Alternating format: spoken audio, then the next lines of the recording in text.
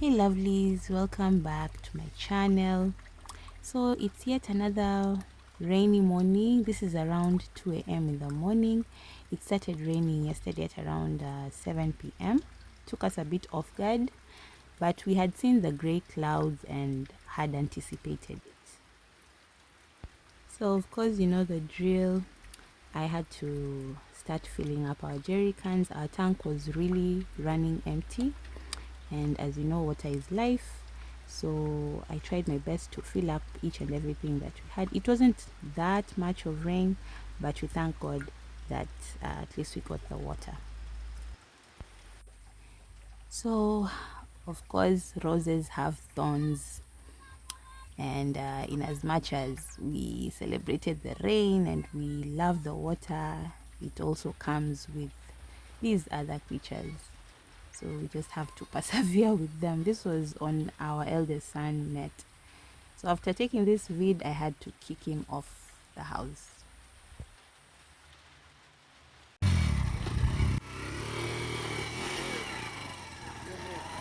Haya, karibu. Haya, poa.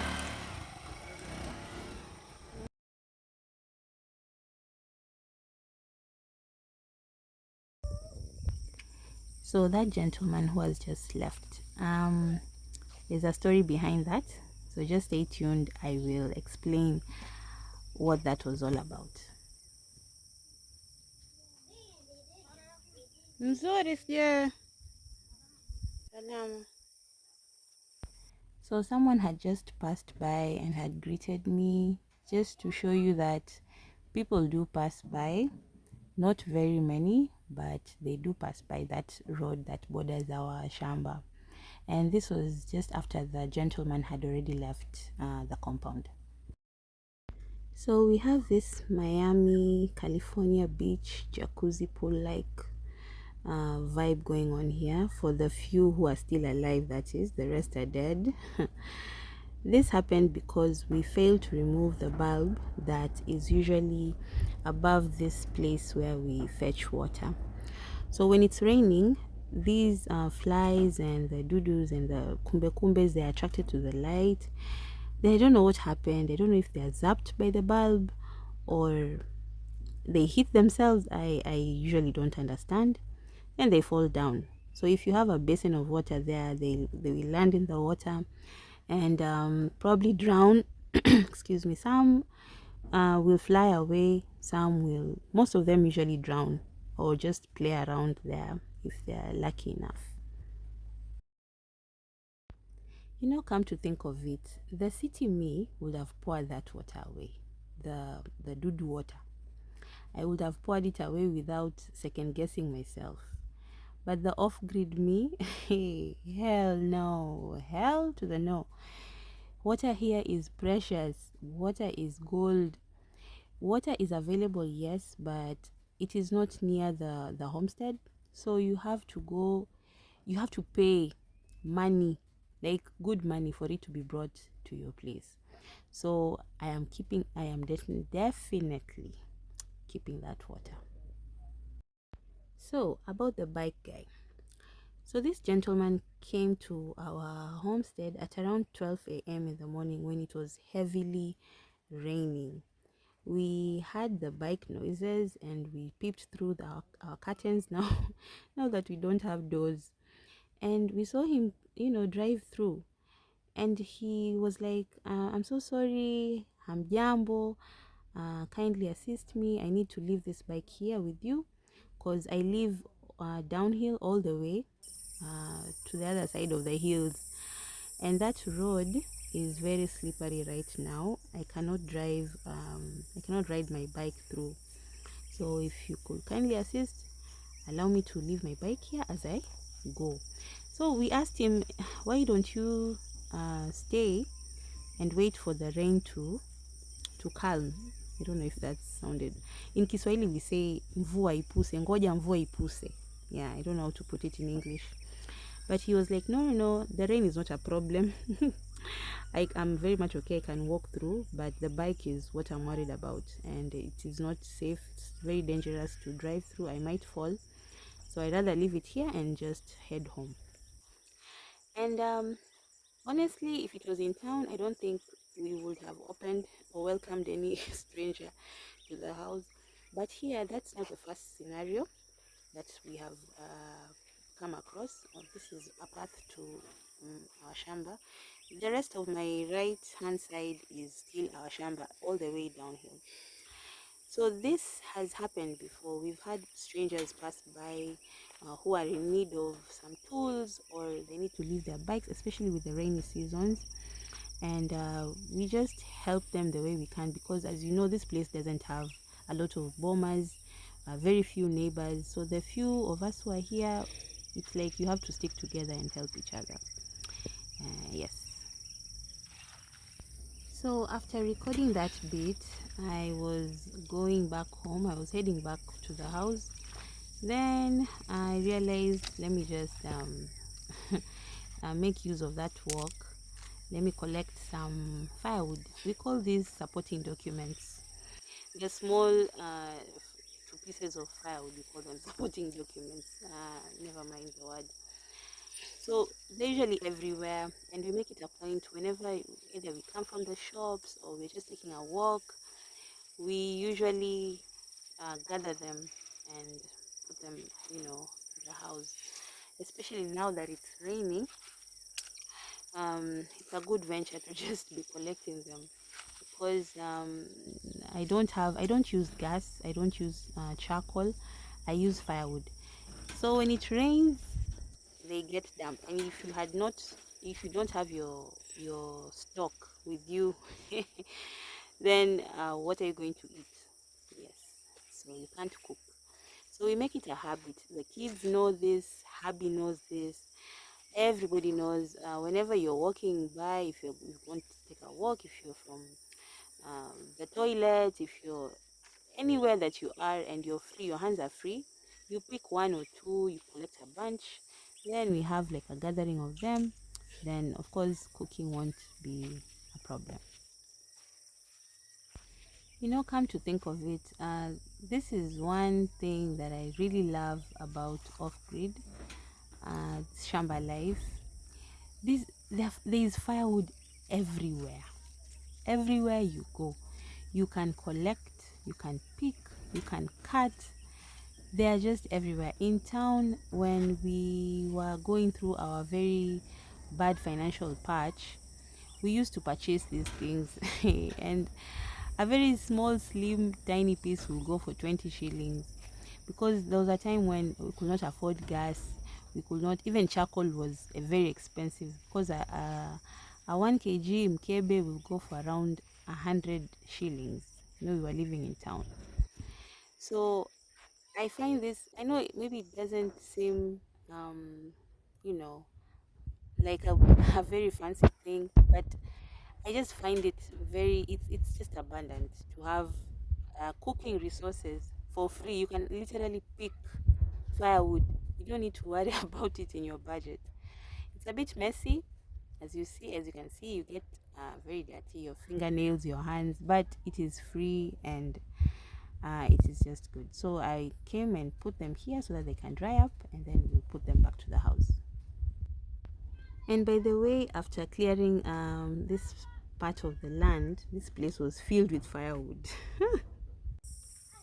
I've come to realize that when it rains, the morning after, it brings out the best of nature.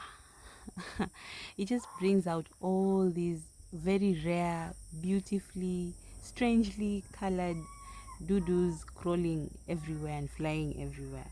The kids really love seeing these things. It's just amazing. Yeah, that's what I can say.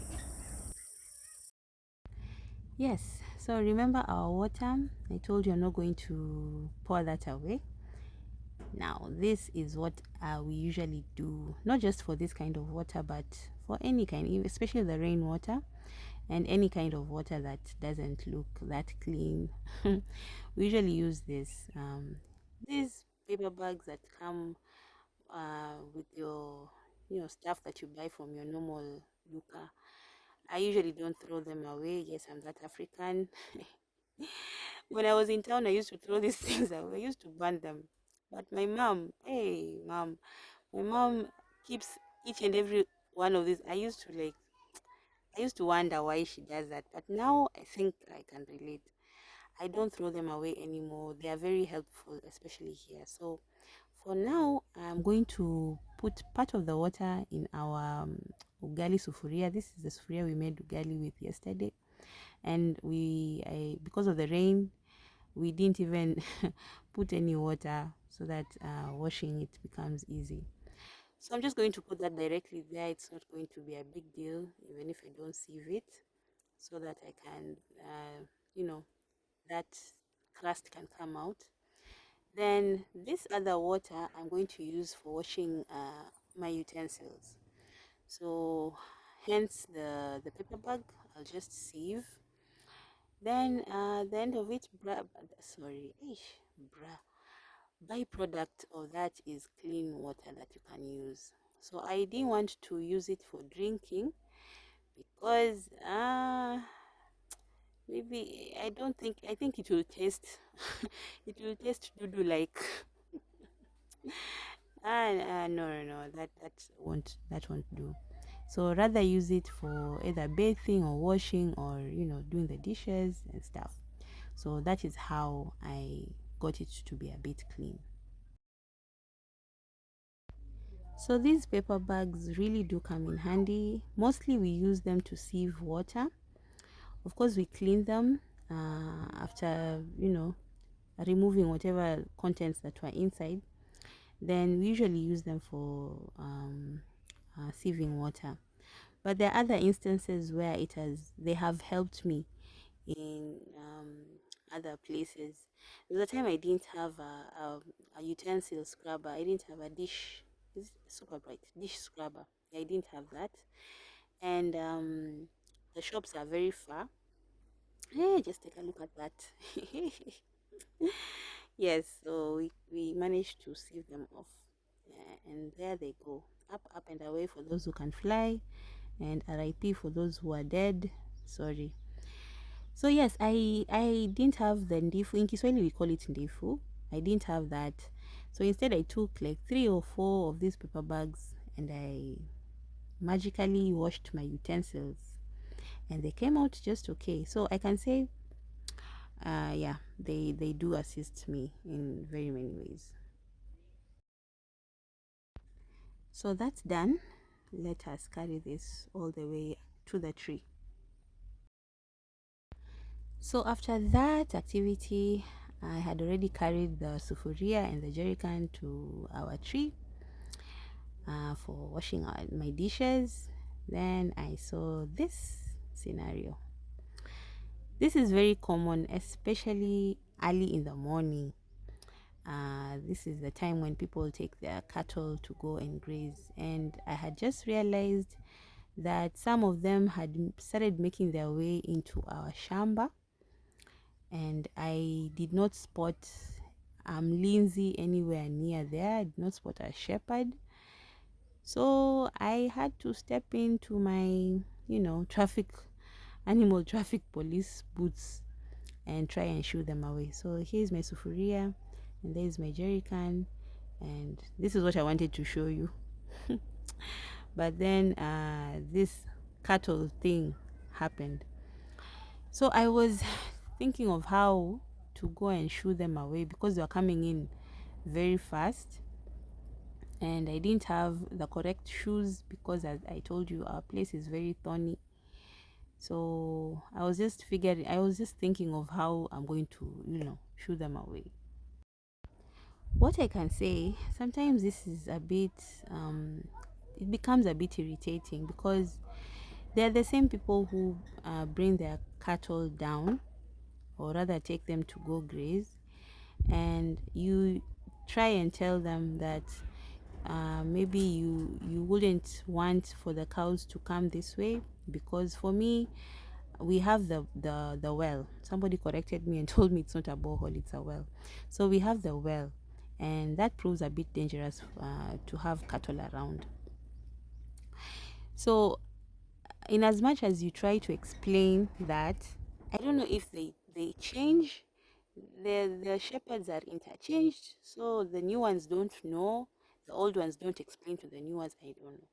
But now it just gives me another kind of responsibility of always being on the lookout. You have your own stuff to do, but you're always on the look. If you hear mooing, then you have to come out of the house and just see if there's somebody with the cows or not. And if not, you have to check if the cows are coming into your compound or your shamba or not. So there was a time, okay, as I told you before, this thing can be a very big case. There was a time we had planted maize and they trampled all over our maize, our skuma wiki, and it was very sad because that was the first time that we had ever planted maize in our entire lives. But it's something that we really need to work on. Maybe when we have the finances, we need to really curb this issue, because I can't just every day be the one stepping out and checking whether there's somebody. If I don't do that, then they will just walk in and do the harm that they do. Sawa, they're eating the grass and they're helping in clearing. That's what the natives usually say here, but no, it ain't fair. So I sent one of my girls for some protective shoes. I stepped into them. These are my son's gumboots. And yes, we started. It was a collaboration between me and them, and we started showing them off. You see, they had already started becoming so many, so we tried our best to lead them off to the other side of the shamba downhill.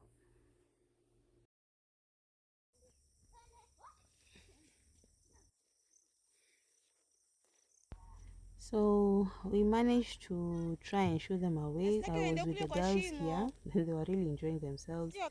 Then we spotted them, Lisha, finally.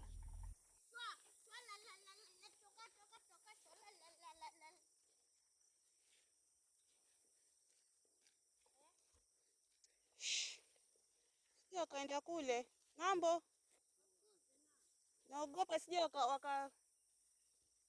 wakafika huko, naona wako peke yao. Sawa. And that, my dears, is how the cookie crumbled. So we went back to our normal business and I handed over the situation to, the militia. We still use our bucket for the night because we can't go to the latrine. And for this particular night, because it was heavily raining, we had forgotten the bucket in the bathroom, and the girls had to ease themselves here, me included. That one is even shaped like a cartoon character. It's as if somebody has legs and two hands and a face, like the Simpsons or something. So that's the downside of having a pit latrine. You can't really use it at night. When circumstances are like that, when it's raining, it becomes a bit of an issue. It's one of the things that we usually go through, but hey, we are rolling with it and we're okay. And some more of Mother Nature's wonders. I don't know what that is, but yeah, one of the many that we usually see. There's somebody who commented about the jacket that, the coat, the raincoat that I had on in one of the TikTok videos that I did about fetching water. And I just wanted to, dedicate this part to him. That is a coat that my dad gave to us when he gifted this to us when we were coming here. And it's a very heavy coat. It's very good quality. He was given by one of his my cousins, I can say, who works at KPA. He gave him this, and it is really serving us well. I'm very short, so it covers me well from head to toe, but when hubby or my son puts it on, then it becomes a bit of a mini skirt. But it is of very good quality, and it's very nice. That's what I can say. So I was just hanging it out after using it last night because it was wet, and I spotted this. Yes, after hanging the coat, I had some. Now it wasn't moving this time. Before I go to that, look at these beautiful butterflies. I'm in love with this thing. They are so cute. They have so many beautiful patterns. I usually want to take videos of them, but they fly away. So like I can't really share, through my eyes. But yeah, at least I caught a glimpse. Hey, hey, get a hold of yourself. I caught a glimpse of that. Yes, that's what I wanted to say. And then yes, it wasn't moving. It was maying. Yeah, those were goats. But in my head I was like, oh hell, not again. But no, they were running towards the other direction. They were going to the Ziwa, so they didn't make their way all the way to the Shamba. So for that I was grateful because I was kind of psychologically preparing myself to go and shoo them away. And then there are these other ones on the other side of the road. I'm telling you, people here are rich. People have livestock. People are well off and they don't know it. But anyway, I was going to take my gumboots, and that is it for today. Part of my morning.